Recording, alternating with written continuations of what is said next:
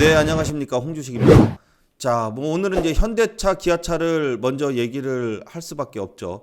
자, 애플하고 주말에 뭐 협상이 결렬됐다 이런 얘기가 나오면서 사실 이제 주말 월요일장이 좀 걱정을 많이 했어요. 그런데 생각보다는 많이 안 떨어졌습니다. 지금 보시면 자, 현대차를 먼저 볼게요. 현대차를 보시면은 지난 29일 날 지수가 떨어졌을 때의 저점이 22만 7천 원입니다. 지난주에도 한참 뒤에 떨어졌어요. 자, 그리고 다음 날 저점을 잃었던 가격이 22만 4,500원입니다. 자, 그렇죠. 22만 4,500원이에요. 자, 그런데 오늘 뭐 한 20% 떨어질 줄 알았어요. 만약에 오늘 20% 정도 떨어졌으면 저기 121선 부근에 한 19만 원대 초반에 왔을 거예요. 예. 자, 이른다 그러면 어떻게 될까요? 거의 뭐 많이 사야 되지 않을까 싶어요. 현대차의 주가가 단지 애플 때문만에 이렇게 그동안 오른 거는 아니잖아요. 그래서 그런지 떨어지는 폭이 그닥 크지는 않았습니다. 한 마이너스 8% 정도 떨어지면서 22만 8,500원이 저가입니다. 그렇다면 물론 이후에도 좀 더 조정을 받을 수도 있겠지만 당장의 충격적인 부분이 떨어진 것이 8% 정도고 또 아랫꼬리를 달고 23만 4천 원에 마감을 했다는 얘기는 결국은 지난번에 저점도 안 깼어요. 자, 그렇다는 얘기는 다시 반등의 소지가 있다는 얘기인데 그게 애플과의 협력을 한다 안 한다에 대한 얘기가 별로 없습니다. 단지 애플에서 협상이 결렬됐다라는 얘기가 나왔는데 또 한편에서는 아니다, 계속해서 진행 중이다, 뭐 이런저런 얘기가 계속 지금 나오고 있죠. 자, 그런데 결국은 뭐예요? 현대 기아차하고 애플 간의 어떤 주도권, 뭐 힘겨루기, 자, 이런 얘기가 나오니까 그런 뉴스를 내보내는 것일 수도 있습니다.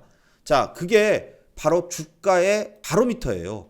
정말로 결렬이 됐다 그러면은 좀 충격이 컸을 건데 그렇게 된 것 같기도 하고 아직 여지가 남아 있다라는 그런 앞으로의 기대감도 있기 때문에 주가가 전저점을 깨고 아주 폭락을 한 건 아닙니다. 자, 그렇다면은 앞으로 상승에 대한 기대감도 있고 주가를 또 이 정도 떨어뜨려 놔야 21선을 저번에 못 넘었잖아요. 계속 21선을 못 넘으니까 그렇지 않아도 21선을 좀 꺾여서 내려오면서 주가가 횡보를 해야 다시 21선을 넘게 됐을 때 올라가죠. 자, 그렇게 되면은 기간이 좀 필요합니다. 주가가 좀 어느 정도 이렇게 좀 내려오면서 자, 이 현대차의 주가도 어느 정도 힘 모으기를 하기 위해서 바닥권에서 이제 횡보를 해야죠. 자, 이런 모습이 나와줘야 21선을 다시 돌파할 수 있겠죠. 자, 그렇다면은 어느 정도 시간이 조금 지나야 다시 애플이 현대차와 어떤 협상이 오고 간다라는 얘기가 나올 겁니다. 그렇게 되면 다시 또 주가는 21선 돌파해서 다시 상승을 하게 됩니다. 그래서 지금 들고 계신 분들은 어느 정도 뉴스가 나올 때까지는 보유의 관점으로 보시는 것이 좋다. 자, 그러면서 다시 21선 돌파를 지켜보는 것이 지금의 상황에서는 맞다고 봅니다. 자, 기아차도 역시 오늘 한 15% 정도 저점까지 내려왔는데 자, 뭐 기아차는 지금 최근에 한번 오르면은 막 16%, 19% 이렇게 올라요. 자, 뭐 14%, 15%씩 오르기 때문에 오늘 15%가 전일 종가 대비해서 떨어진 거는 사실 많이 떨어지긴 많이 떨어졌지만 악재에 비해서는 어느 정도 반영을 지금 주가에 다 반영을 했다라고 봅니다. 특히 자, 21선을 일단 기술적으로는 지켜주는 모습입니다. 역시 아까 말씀드렸듯이 애플과의 협력이 앞으로도 어느 정도 다시 진행될 가능성이 있기 때문에 조심조심해서 주가가 조정을 받는 모습입니다. 자, 이러다가 내일은 지지를 보이고 물론 21선 밑으로 살짝 내렸다가 다시 올랐다가 할 수도 있지만 21선 근처에서 버텨준다면 협상 재개라는 부분을 좀 염두에 두고 있는 자, 그런 모습으로 보일 수 있다라는 겁니다. 자, 주가의 움직임이 곧 뉴스라든지 앞으로의 기대감을 반영시키기 때문에 자, 정말로 안 좋다 그러면은 한 20% 정도 급락을 했어야 돼요. 자, 그런데 21선을 지켜주고 지난번 조정을 받을 때의 저가, 자, 이 저가까지도 안 왔어요. 예. 자, 물론 이후에 조금 조정이 더 나왔다가 올라갈 수도 있고 또 21선을 지지하는 모습이 나올 수도 있지만 자, 어떤 모습이 나오던 간에 지금은 보유자 입장에서는 자, 수익이 많이 나신 분 입장에서는 자, 그런 뉴스가 나오니까 좀 일부 차익 실현을 했을 수도 있지만, 자, 보유자 입장에서는 지금은 조금 더 보유를 하면서 다음 뉴스와 다음 진행 상황을 보면서 판단을 하는 것이 맞겠다라는 겁니다. 그래서 자, 21선 어쨌든 잘 지지를 하고 가는지를 자, 기술적으로는 자, 21선 지지 여부부터 계속 살피면서 보는 것이 좋다라는 겁니다. 자, 이번 종목은 삼성전자입니다. 자, 삼성전자는 제가 일단 설명드린 대로 큰 변화 없이 21선 아래에서 조정을 보이면서 움직일 거다라고 말씀을 드렸어요. 그래서 자, 이 81,000원까지 내려왔다가 또 86,000원대까지 반등 나왔지만, 자, 이 83,000원대에서 계속 음봉, 양봉, 음봉, 자, 이렇게 단봉으로 계속 횡보를 하고 있습니다. 자, 저번에 말씀드렸듯이 이렇게 원래 삼성전자의 움직임이 크지가 않은데 지난 12월 달, 1월 달이 유난히 역대급 이 등락폭이 나왔다고 할 수 있죠. 자, 그리고 지금은 하루에 움직이는 폭이 한 1, 2%권에서 계속해서 움직여주고 있습니다. 자, 역시 지금 보시는 것처럼 이 노란색 21선이 서서히 어때요? 우하향을 하기 시작을 했죠. 자, 이렇게 이 노란색 선이 이제 꺾였어요, 지금. 예.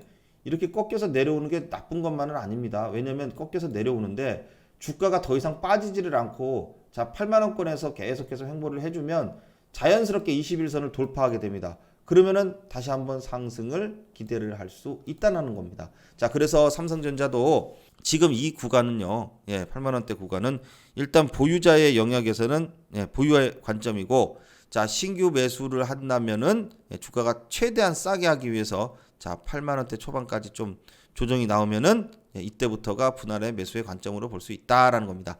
자, 그래서 삼성전자 지금은 조정장 속에서 횡보를 하고 있다. 자, 그래서 지금은 보유의 관점으로 본다라고 설명드리겠습니다. 자, 다음 종목은 현대모비스입니다. 현대모비스 똑같이 기아 애플카의 영향을 받아서 오늘 8% 정도 하락을 했습니다.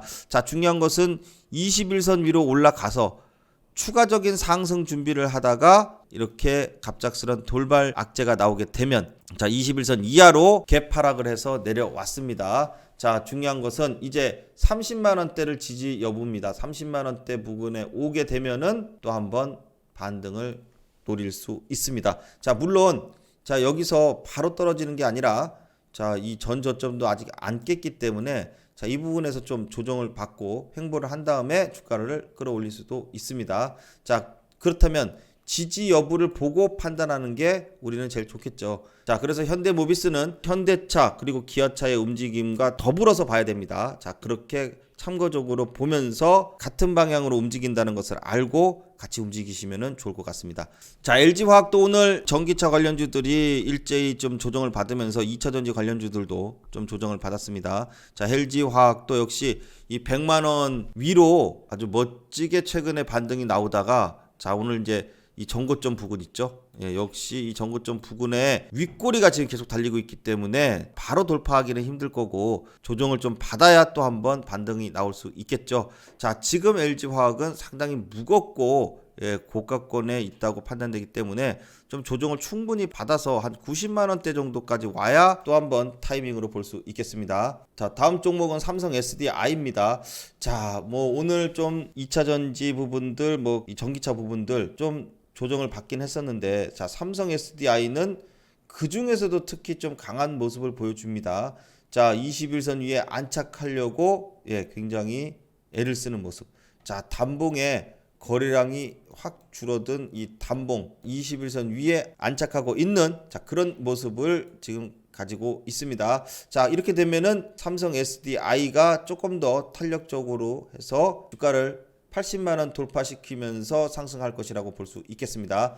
자, 마지막으로 이제 LG전자입니다. 자, LG전자 역시 21선 부근 지난번에 말씀드린 대로 요 가격권이요 15만원대를 계속 지지를 하면서 움직이고는 있는데, 자, 최근에 급등이 나온 이후에 조정도 계속해서 지금 보이고 있지만 제가 여러분들께 말씀드린 사항이 자, 이 21선 부근에서 한동안 꽤 횡보를 해야 또 한번 급등할 수 있는 자, 그런 힘 모으기를 하고 상승할 수 있다고 말씀을 드렸습니다. 자, 그래서 가능하면은 횡보 기간 동안에는 가장 좀 저점에서 잡기 위해서 노력할 필요가 있습니다. 자, 그래서 이 LG전자도 역시 얼마요? 예, 15만 원대.